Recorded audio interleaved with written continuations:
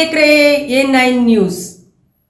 ಜಿಲ್ಲಾಧಿಕಾರಿಗಳು ವಿಜಯಪುರ ಇವರಿಗೆ ನಾವು ಮನವಿ ಪತ್ರ ಏನು ಸಲ್ಲಿಸುತ್ತೇವೆ ಅಂದ್ರೆ ಆದಂತ ಕಲ್ಕತ್ತಾದಲ್ಲಿ ಆದಂತ ಘೋರ ಕೃತ್ಯವನ್ನು ನಾವು ಖಂಡಿಸಿ ಎಲ್ಲ ನಮ್ಮ ವಿಜಯಪುರ ಜಿಲ್ಲಾ AFI AYUSH federation of India ಹಾಗೂ ಇನ್ನಿತರ ಆಯುರ್ವೇದ ಕಾಲೇಜಿನ ಎಲ್ಲ ಸ್ಟಾಫ್ ಮತ್ತು ವಿದ್ಯಾರ್ಥಿಗಳು ಕೂಡಿ ನಾವು ಅದಕ್ಕೆ ಖಂಡನಾ ನಿರ್ಣಯವನ್ನು ತೆಗೆದುಕೊಂಡಿದ್ದೇವೆ। ಆ ಪ್ರಯುಕ್ತ ನಾವು ಇವತ್ತು ಅವರಿಗೆ ಒಂದು ಮನವಿಯನ್ನು ಮಾನ್ಯ ಜಿಲ್ಲಾಧಿಕಾರಿಗಳು ವಿಜಯಪುರ ಸನ್ಮಾನ್ಯ ಶ್ರೀ ದಿನೇಶ್ ಗುಂಡೂರಾವ್ ಮಾನ್ಯ ಸಚಿವರು ಆರೋಗ್ಯ ಮತ್ತು ಕುಟುಂಬ ಕಲ್ಯಾಣ ಇಲಾಖೆ ವಿಧಾನಸೌಧ ಬೆಂಗಳೂರು ಮಾನ್ಯರೇ ವಿಷಯ ವೈದ್ಯ ವಿದ್ಯಾರ್ಥಿನಿ ಮೇಲೆ ನಡೆದ ಅತ್ಯಾಚಾರ ಮತ್ತು ಕೊಲೆಯನ್ನು ಖಂಡಿಸಿ ಪ್ರತಿಭಟನೆ ಮೇಲ್ಕಾಣಿಸಿದ ವಿಷಯಕ್ಕೆ ಸಂಬಂಧಿಸಿದಂತೆ ಕಲ್ಕತ್ತಾದಲ್ಲಿ ಸ್ನಾತಕೋತ್ತರ ವೈದ್ಯ ವಿದ್ಯಾರ್ಥಿನಿ ಮೇಲೆ ನಡೆದ ಬಲಾತ್ಕಾರ ಮತ್ತು ಕೊಲೆಯಂತಹ ಘೋರ ಕೃತ್ಯವನ್ನು AFI ಕರ್ನಾಟಕವು ತೀವ್ರವಾಗಿ ಖಂಡಿಸುತ್ತದೆ ಮತ್ತು ಆರೋಪಿಗಳಿಗೆ ಕಠಿಣ ಶಿಕ್ಷೆ ಗುರಿಪಡಿಸುವಂತೆ ಒತ್ತಾಯಿಸುತ್ತದೆ। ಕರ್ತವ್ಯ ನಿರತ ವೈದ್ಯಕೀಯ ವಿದ್ಯಾರ್ಥಿಗಳು ಸಿಬ್ಬಂದಿ ಹಾಗೂ ವೈದ್ಯರ ಸೂಕ್ತ ರಕ್ಷಣೆಯನ್ನು ಒದಗಿಸಬೇಕೆಂದು AFI ಕರ್ನಾಟಕ ಈ ಮೂಲಕ ಆಗ್ರಹಿಸುತ್ತದೆ।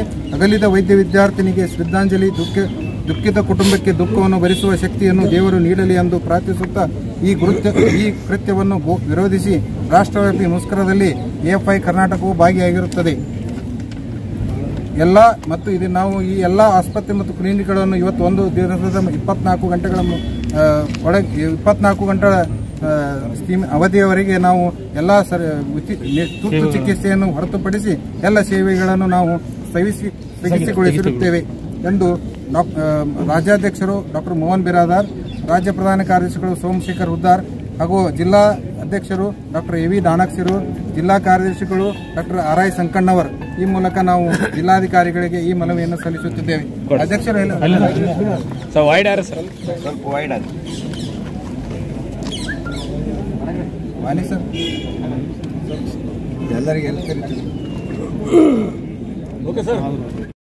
मेरा नाम मुस्कान पटेल है। हम BLD AVS आयुर्वेदा महाविद्यालय BLD एसोसिएशन से बात कर रहे हैं।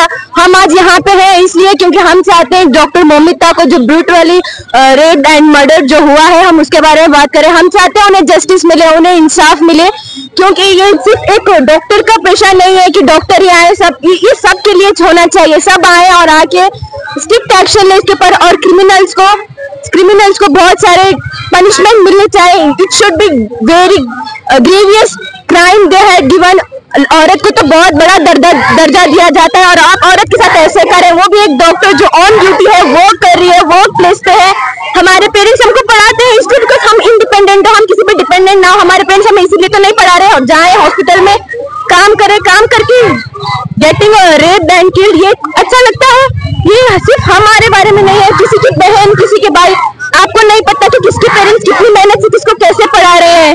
हाँ, वो आप ये कोई भी एजेंडा हो, लेकिन हम चाहते हैं डॉक्टर मोमिता को इंसाफ मिले और उनको और जो रेपिस्ट है, जो मर्डर है, जो इन सब चीज में शामिल है, उनको अच्छी से अच्छी सजा मिलनी चाहिए।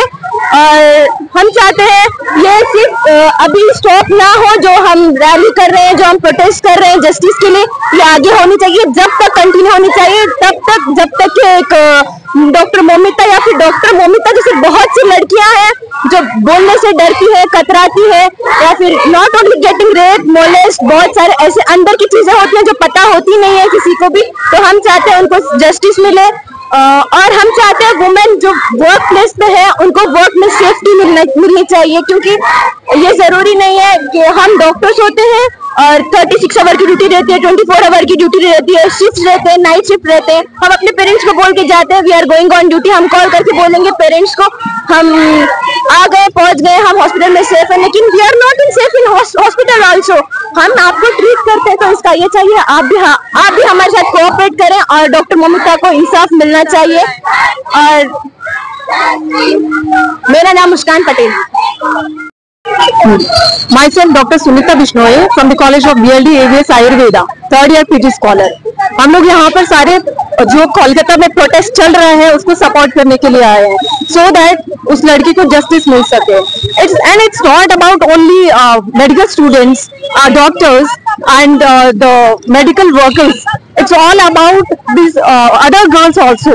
So मेडिकल स्टूडेंट्स और डॉक्टर्स के साथ साथ बाकी सभी नॉन मेडिकल लोगों को भी आके सपोर्ट करना चाहिए, क्योंकि उनके घर में भी लड़कियां हैं, उनको भी सेफ्टी की जरूरत है। और it's not the first time that it's happening in India. Many times it has happened. Nirbhaya का केस है जो दिल्ली में हुआ है, हम लोग अभी तक नहीं भूले हैं. अगर गवर्नमेंट को पता है it all happened, then why they are not providing safety to the girls? ये सब कुछ लड़कियों को दिल में होना ही नहीं चाहिए कि मुझे यहाँ नहीं जाना है, मुझे रात में ड्यूटीज नहीं करनी है. उनको इतना भरोसा होना चाहिए गवर्नमेंट में कि नहीं, इंडिया में हमारे साथ ऐसा हो ही नहीं सकता है. इसलिए it's a request that government should provide safety to the girls so that they can go for work even at night for their night duties. Thank you. Doctor Sunita Bishnoi. ಇವತ್ತೇನಾಗಿದೆ ಅಂದ್ರೆ ಒಂದು ಕರಾಳವಾದ ದಿನ. ಯಾಕಂದ್ರೆ ಇದು ಬರೇ ವೈದ್ಯಕೀಯ ಕ್ಷೇತ್ರಕ್ಕೆ ಮಾತ್ರ ಅಲ್ಲ, ಇಡೀ ಭಾರತಕ್ಕೆ ಒಂದು ಕರಾಳವಾದ ದಿನ. ಯಾಕಂದ್ರೆ ಒಂದು ಹೆಣ್ಣು ತನ್ನ ವೃತ್ತಿ ಮಾಡುವ ಜಾಗದಲ್ಲಿ ಅವಳು ಸುರಕ್ಷತೆಯನ್ನು ಅವಳಿಗೆ ಇಲ್ಲ ಅಂದ್ರೆ ಇದು ಬಹಳ ಒಂದು ದುರ್ಘಟನೆ ಅಂತ ನಾವು ಹೇಳ್ಬೋದು. ಇದರಿಂದ ಬರೀ ಅವಳಷ್ಟೇ ಅಲ್ಲ, ಇಲ್ಲಿ ಎಲ್ಲಾ ಮಹಿಳೆಯರಿಗೂ ಸಹ ಇದು ಹೋಲಿಕೆ ಆಗುತ್ತಾ. ಅದ್ ನಾವೇನು ಬಹಳ ಏನು ಕೇಳೋವಲ್ಲಿಗೆ ನಿಮ್ಗ ಒಂದು ಹೆಣ್ಣಿಗೆ ರಕ್ಷಣೆ ಬೇಕಷ್ಟೇ. ಒಂದು ಜೀವ ಕೂಡ ತಾಯಿನೇ ಈ ರೀತಿ ಕ್ರೂರವಾಗಿ ಕೊಂಡಾಕಿದ್ರೆ ಮುಂದ ಬೇರೆ ಹೆಣ್ಮಕ್ಳ ಹೆಂಗ ಅವ್ರು ನೋಡ್ತಾರೆ ಅನ್ನೋದು ಬಹಳ ನಮ್ಗ ಊಹಿಸ್ಕೊಳ್ಳೋಕ್ಕೂ ಸಾಧ್ಯ ಇಲ್ಲ. ಬೇರೆದೇನೋ ನಾವು ಬಯಸೋಲ್ವಿ, ನಮ್ಗ ಬರೀ ಒಂದು ರಕ್ಷಣೆ ಬೇಕು. ಕಾನೂನು ಅವ್ರು ಏನ್ ಮಾಡ್ತಾರೋ ನಮ್ಗೆ ಗೊತ್ತಿಲ್ಲ, ಬಟ್ ನಮ್ಗೆ ಏನ್ ಬೇಕಂದ್ರೆ ಒಂದು ಪ್ರೊಟೆಕ್ಷನ್ ಬೇಕಷ್ಟೇ. ಈಗ ನಾವೇನಂತೀವಿ ಸ್ವಾತಂತ್ರ್ಯ ದಿನನ ಪ್ರತಿ ವರ್ಷ ಆಚರಿಸ್ತೇವೆ, ಆದ್ರೆ ಅದು ನಮ್ಗೆ ಪೂರ್ತಿ ಸ್ವಾತಂತ್ರ್ಯ ಸಿಕ್ಕಿಲ್ಲ. ಒಂದು ಸ್ವಾತಂತ್ರ್ಯ ಯಾವಾಗ ಸಿಗುತ್ತಾ ಅಂದ್ರೆ ಒಂದು ಹೆಣ್ಣು ಯಾವಾಗ ಮಧ್ಯರಾತ್ರಿಯಲ್ಲಿ ಅವಳು ಧೈರ್ಯವಾಗಿ ಅವಳು ಯಾವಾಗ ಓಡಾಡೋಕೆ ಶುರು ಮಾಡ್ತಾಳೋ ಅವಾಗ ನಮ್ಗೆ ಸ್ವಾತಂತ್ರ್ಯ ಸಿಕ್ಕಂಗ ಅಂತ ನಾನು ಹೇಳಕ್ ಇಷ್ಟಪಡ್ತೀನಿ. ಇದರಿಂದ ಅವಳ ಮಮಿತಾ ಡಾಕ್ಟರ್ ಅವರು ಮನೆಯಲ್ಲಿ ಅವ್ರ ತಂದೆ ತಾಯಿ ಎಷ್ಟು ವೇದನೆ ಪಟ್ಟಿರ್ಬೋದು. ಯಾಕಂದ್ರೆ ಅವರು ಕೇವಲ 1-2 ವರ್ಷಲಿಂತ್ರ ಓದಿ ಅವರು ಡಾಕ್ಟರ್ ಆಗಿದ್ದಲ್ಲ. ನಾವು ಇಡೀ ನಮ್ಮ ಅರ್ಧ ಜೀವನವನ್ನ ಅಲ್ಲಿ ನಾವು ಇಟ್ಟಿರ್ತೇವಿ. ನಾವು 2 ವರ್ಷ ನೀಟ್ ಓದ್ತೇವಿ, ಅದಾದ್ಮೇಲೆ ನಾವು 5.5 ವರ್ಷ MBBS ಮುಗಿಸ್ತೇವಿ.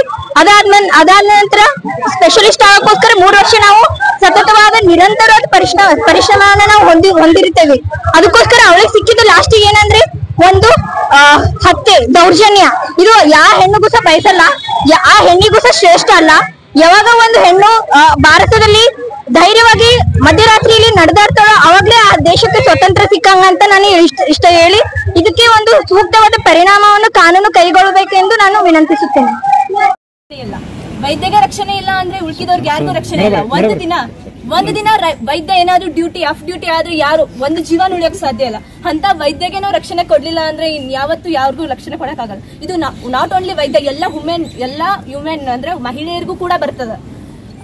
ಈ ಒಂದು ಹೀನ ಕೃತ್ಯ ಮಾಡಿದಂತ ರೇಪಿಸ್ಟ್ಗೆ ಸರಿಯಾದ ಶಿಕ್ಷೆ ಆಗ್ಲೇಬೇಕು. ನಾವು ಸ್ವತಂತ್ರ ಹೊಂದಿದ್ವಿ ಬ್ರಿಟಿಷರಿಂದ ಹೊರತು ಈ ಅನಾಗರಿಕಿಂತ ಹೀನ ಕೃತ್ಯ ಮಾಡಿದ ರೇಪಿಸ್ಟ್ ನಿಂದ ನಾವು ಯಾರು ರಕ್ಷಣೆ ಹೊಂದಿಲ್ಲ. ಸೊ ಇವ್ರಿಗೆಲ್ಲ ಸರಿಯಾದ ಶಿಕ್ಷೆ ಆಗ್ಲೇಬೇಕು ಅಂತ ನಾನು ಹಂಬಲ್ ರಿಕ್ವೆಸ್ಟ್ ಮಾಡ್ಕೋತೀನಿ. Thank you. ಒಂದು ಹತ್ಯೆ ನಿಜವಾಗಿಯೂ ಎಲ್ಲರಿಗೂ ಮನನೋಯುವಂಥದ್ದಾಗಿದೆ. ಅದರಲ್ಲಿ ವಿಶೇಷವಾಗಿ ವೈದ್ಯರಿಗೆ ಈ ರೀತಿ ವೈದ್ಯರೇ ಒಂದು ಪ್ರತಿಭಟನೆಗೆ ಇಳಿಯುವಂಥ ಪರಿಸ್ಥಿತಿ ನಮ್ಮ ದೇಶದಲ್ಲಿ ಬಂದಿದೆ ಅಂದರೆ ದುರದೃಷ್ಟಕರ. ಯಾಕಂದರೆ ನಾವು ಸಮಾಜವನ್ನು ತಿದ್ದುವಂಥವರು, ಸಮಾಜದಲ್ಲಿ ಆಗುಹೋಗಗಳಿಗೆ ನಾವು ಸ್ಪಂದಿಸುವಂಥವರು ಮತ್ತು ಅನೇಕ ರೋಗಿಗಳಿಗೆ ಸಾವಿನ ದವಡೆಯಲ್ಲಿದ್ದವ್ರನ್ನ ಬದುಕಿಸುವಂಥವರು. ಅವರ ಮೇಲೇ ಈ ರೀತಿ ಅತ್ಯಾಚಾರ ಮಾಡಿ ನಮ್ಮ ವೈದ್ಯಕೀಯ ವೃತ್ತಿಯ ಎಲ್ಲ ವೈದ್ಯರಿಗೆ ತಲೆ ತೆಳಗಾಗುವಂತೆ ಮಾಡಿದಂಥ ಆ ಘಟನೆಯಲ್ಲಿ ಯಾರ್ಯಾರು ಭಾಗಿಸ್ತಾರಿದ್ದಾರೋ ಅವರೆಲ್ಲರಿಗೂ ವೈದ್ಯರು ಹೇಳಿದಂತೆ ಸಾಮಾಜಿಕವಾಗಿ ಅವರನ್ನು, ಸಾರ್ವಜನಿಕವಾಗಿ ಅವರನ್ನು ಮರಣದಂಡನೆಗೆ ವಿಧಿಸಬೇಕು. ಅವಾಗ ಈ ಎಲ್ಲ ವೈದ್ಯರ ಮನಸ್ಸಿಗೆ ಒಂದು ಸಮಾಧಾನ ಸಿಗುತ್ತೆ ಅಂತ ನಾ ಈ ಮೂಲಕ ಹೇಳ್ತೇನೆ. ಹರಿ ಇಂದಿನ ದಿವಸ ಏನು AVS ಆಯುರ್ವೇದಿಕ್ ಮಹಾವಿದ್ಯಾಲಯದ ಒಂದು ನೇತೃತ್ವದಲ್ಲಿ ಇಂದಿನ ದಿನ ಎಲ್ಲ ವೈದ್ಯ ವೃಂದದವರು ಕೂಡಿಕೊಂಡು ಏನು ಕೋಲ್ಕತ್ತಾದಲ್ಲಿ ನಡೆದಂಥ ಒಬ್ಬ ಮಹಿಳಾ ವೈದ್ಯೆಯ ಹತ್ಯೆಯನ್ನು ಖಂಡಿಸಿ ಇಂದು ದಿನ ನಾವು ಏನು ಇವತ್ತೊಂದು ದಿವಸ ಖಂಡನಾರ್ಹ ಪ್ರತಿಭಟನೆಯನ್ನು ನಾವು ಹಮ್ಮಿಕೊಂಡಿದ್ದೀವಿ. ಇದು ಕೇವಲ ಮೌನವಾಗಿ ಇದು ನಾವು ಮಾಡುವಂಥ ಪ್ರತಿಭಟನೆ ಅಲ್ಲ. ಮುಂದಿನ ದಿನ ಬರುವ ದಿನಮಾನಗಳಲ್ಲಿ ನಾವೇನಪ್ಪ ಅಂತಂದ್ರೆ ಉಗ್ರವಾದ ಹೋರಾಟಗಳನ್ನು ನಾವೇನದ ಹಮ್ಮಿಕೋಬೇಕಾಗ್ತದ. ಯಾಕಪ್ಪ ಅಂತಂದ್ರೆ ಸಮಾಜದಲ್ಲಿ ವೈದ್ಯರಿಗೆ ಯಾವ ಸ್ಥಾನ ಇದೆ ಅನ್ನೋದು ಎಲ್ಲ ಸಮಾಜದವ್ರಿಗೂ ಗೊತ್ತಿದ್ದುಂಟು. ಇಂದಿನ ದಿನ ವೈದ್ಯರ ಹತ್ಯೆ ಆಗ್ತದಪ್ಪ ಅಂತಂದ್ರೆ ಸರ್ಕಾರಗಳೇನದ ಕಣ್ಣು ಮುಚ್ಚಿ ಕುಳ್ಕೊತಾವಪ್ಪ ಅಂತಂದ್ರೆ ಇದು ನಾಚಿಕೆಗೆಡಿತನ ಸಂಗತಿ. ಇಂದಿನ ದಿವಸ ಈ ಒಂದು ಬೃಹತ್ ವೈದ್ಯರ ಒಂದು ಮುಖಾಂತರ ನಾನು ಸರ್ಕಾರಕ್ಕೆ ಏನು ನಾನು ಎಚ್ಚರಿಕೆ ಕೊಡಬೇಕು ಅಂತಂದ್ರೆ ಬರುವ ದಿನಮಾನಗಳಲ್ಲಿ ಎಲ್ಲ ಮಹಿಳಾ ವೈದ್ಯರಿಗೆ ಆಗಿರ್ಬಹುದು, ಎಲ್ಲ ವೈದ್ಯರಿಗೆ ಏನದ ನೀವೇನಪ್ಪ ಅಂತಂದ್ರ ಸರ್ಕಾರ ಏನದ ಸೂಕ್ತವಾದ ಏನದ ರಕ್ಷಣೆ ಕೊಡಬೇಕು ಅಂತೇಳಿ ಈ ಸಂದರ್ಭದಲ್ಲಿ ನಾನು ಆಗ್ರಹ ಪಡಿಸ್ತೇನೆ. ಮತ್ತು ಇಂದಿನ ದಿನ ನಮ್ಮ ಎಲ್ಲ ವೈದ್ಯ ಮಿತ್ರರಲ್ಲಿ, ಹಿರಿಯ ವೈದ್ಯರಲ್ಲಿ, ಕಿರಿಯ ವೈದ್ಯರಲ್ಲಿ ನಾ ಏನು ಈ ಸಂದರ್ಭದಲ್ಲಿ ಮನವಿ ಮಾಡ್ಕೋತೀನಪ್ಪ ಅಂತಂದಾಗ, ಹತ್ಯೆ ಆದಾಗ ಮಾತ್ರ ಕೇವಲ ನಾವು ಪ್ರತಿಭಟನೆ ಮಾಡುವಂತದ್ದಲ್ಲ. ವೈದ್ಯರಿಗೆ ನಾನಾ ತರದ ಕಿರುಕುಳಗಳು ನಡೀತಾ ಇದ್ದಾವೆ. ಇವತ್ತೇನಪ್ಪಾ ಅಂತಂದ್ರೆ ವೈದ್ಯರು ಕೂಡ ಏನಾದ್ರು ಸಂಕಷ್ಟದಲ್ಲಿ ಹೋಗ್ತಾರೆ. ಒಬ್ಬ ಸಾಮಾನ್ಯ ಮನುಷ್ಯ ಹೋಗಿ ಏನಪ್ಪಾ ಅಂತಂದ್ರೆ DHOಗೆ DS ಗೆ ಹೋಗಿ ಏನಪ್ಪಾ ಅಂತಂದ್ರೆ ಧಮಕಿ ಕೊಡುವಂತ ಪ್ರಸಂಗಗಳನ್ನು ನಾವು ಕೂಡ್ಕೊಂಡಿದ್ದೀವಿ. ಹತ್ಯೆ ಆದಾಗ ಮಾತ್ರ ಕೇವಲ ನೀವು ಪ್ರತಿಭಟನೆ ಮಾಡುವಂತದಲ್ಲ. ಯಾವಾಗ ವೈದ್ಯರಿಗೆ ಏನ ಅನ್ಯಾಯ ಆಗ್ತದ, ದೌರ್ಜನ್ಯ ಆಗ್ತದ, ಅವಾಗ ಏನಪ್ಪಾ ಅಂತಂದ್ರೆ ನಾವೆಲ್ಲರೂ ಸಾಮೂಹಿಕವಾಗಿ ಕೂಡ್ಕೊಂಡೇನದ ಪ್ರತಿಭಟನೆ ಮಾಡಬೇಕು ಅಂತೇಳಿ ಈ ಸಂದರ್ಭದಲ್ಲಿ ಹೇಳಿ